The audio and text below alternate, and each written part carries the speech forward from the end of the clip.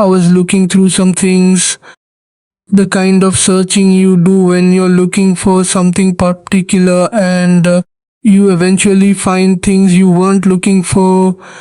When I came across a folder of old photos, and I want to tell you what happened when I looked at them, because it wasn't what I expected. It wasn't that warm, nostalgic experience people describe when they talk about looking at old photos.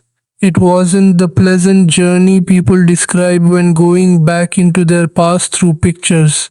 It was something far more complicated, far more painful, and far more revealing about where I am now and where I was before, and the distance between those two places that I hadn't fully measured before the photos made it possible to measure. The person in the earliest photos was someone I both recognized and didn't recognized in the obvious sense, because I know my own face, I know the circumstances, and I have memories tied to the moments the photos captured. But in a more important sense, I didn't recognize him, sir, a sense that matters more than mere identity, which is that there was a particular quality in the person peering out of those early photos that I probably can't name properly, but that I know was there, and I know it's not there in the same way now. There was something in the eyes, in the way of sitting, in the manner of being fully present in a moment that I saw and felt before I even understood what I was feeling, something very close to grief. Not for a dead person, but for the form of a person who, over time, simply became someone else. And this is a kind of grief I've apparently been carrying without even knowing it until the photos made it visible. I sat with that folder longer than I expected, looking through the photos slowly, not the way you usually look at things, but in that careful way you look at something while trying to understand it, trying to read something in it that's there if you look closely enough. And what I was reading was that distance, that particular measured distance between the person I was then and the person I am now. And this distance was bigger than what I had understood before seeing the basic evidence of the photos. Because when you're inside the slow process of becoming someone else, you don't experience it as one big change, you experience it as a series of small changes, each of which feels like a reasonable response to circumstances. And it's only when you place the beginning and the present side by side that the accumulated distance reveals itself in its full size. What I was grieving for, and I want to be clear about this because I think the precise thing matters here, not the general thing, wasn't the youth of the person in those early photos. It wasn't a simple longing for youth or for what youth gives in terms of energy, time, or possibility. It was something more specific than that. There was something about a particular kind of openness that I saw in those early photos that I probably don't have anymore in the same way, an openness to possibility, a forward-looking quality that hadn't yet learned to protect itself, the things that teach you to protect yourself. And learning those protections is necessary, and I know it's necessary. I'm not saying I would have been better off without them, but their cost is something the early photos revealed to me in a way my everyday life doesn't. Because in everyday life I've become so consistent with who I am now that this consistency feels normal to me, and these protections just feel like my nature rather than something I learned because certain experiences taught me I needed them. I cried. I want to say this directly because that's what the title says, and because being direct about it feels more honest than talking around it. I sat there looking at my old photos and I cried for the person I used to be. And there was a particular quality to this crying that I've been trying to explain to myself since then, and that I'll now try to explain to you. It wasn't self-pity. There wasn't a feeling of sorrow for myself in it.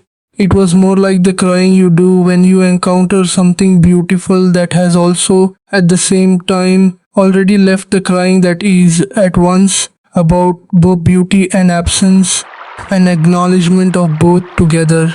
And the person in those early photos, I could look back at him there as beautiful in a way I couldn't see when I was that very person, because you can't see the quality of your own openness while you have it.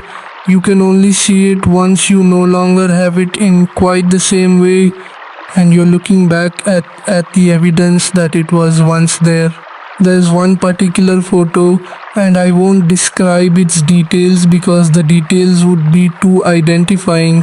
But there's one particular photo I kept returning to, one I looked at several times while going through the folder, and one I've kept thinking about since, the way certain photos stick with you after you've seen them.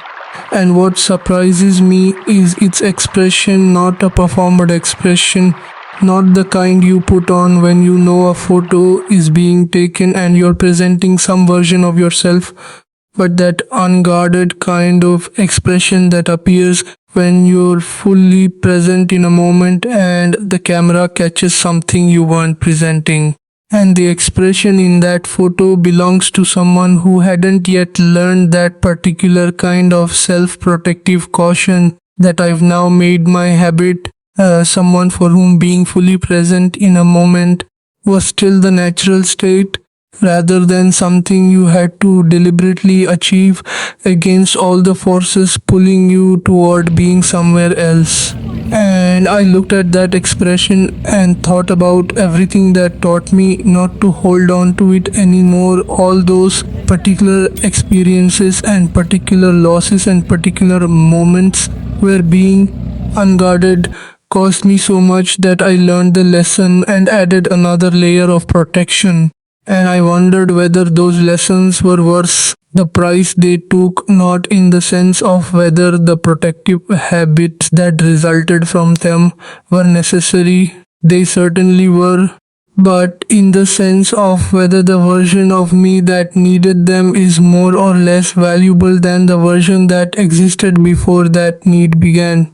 And I have no clear answer to this question, which is perhaps fine. Perhaps the most honest answer to this question there is: what growth, experience, and loss together make of a person over time. I've also looked at other people's photos, people I know who have gone through significant things, and I've seen the same quality of change. That same movement from a kind of openness in early photos toward a more guarded form in later ones. And I find this equally encouraging and equally sad encouraging, because it shows that what I felt looking at my own early photos isn't limited to me, but is a more general truth about what life does to people over time. And sad because its commonness doesn't make it easier to bear, doesn't make the loss of that particular openness any less of a loss, just because it's a loss most people experience. What I want to say to the person in those early photos, if saying anything to a past version of yourself can be done in any meaningful way, isn't what most people say to their younger selves, which is usually advice about what to do differently or reassurance that everything will turn out fine. I don't want to say either of those things. I want to say something simpler and more specific, which is this: the openness you have right now is more valuable than you realize, and you shouldn't be in any hurry to learn the lessons that will take it from you, not because those lessons aren't real or necessary, they are both, but because the knowledge of needing them arrives soon enough on its own, and that openness doesn't come back in the same form once that knowledge arrives. And the time you have with it now before that knowledge comes is a particular and limited gift you should use more fully than I did, meaning you should let it be what it is without trying to manage it or protect yourself from its possible cost, because that very managing is what takes it from you faster than anything else would. I'm okay now. I want to end on that note because it's true and because I think it matters. Looking at those photos and crying for the person I used to be wasn't a sign that I'm not okay now. It was a sign that I'm honest enough to acknowledge a real loss while at the same time present enough in my current life to know that who I am now has its own worth, even if that worth is different from what I had then. And the coexistence of these two things, grief for the old form and a real connection to the present one, is something I now understand not as a contradiction but as the whole picture, an honest accounting of what it means to have lived this long and gone through this much, that you become someone different from where you started. And I think I'd rather be someone who can cry for who they used to be than someone who has to pretend that who they used to be doesn't matter. Because the fact that it matters is itself proof that it was real, and real things always deserve grief once they become the past.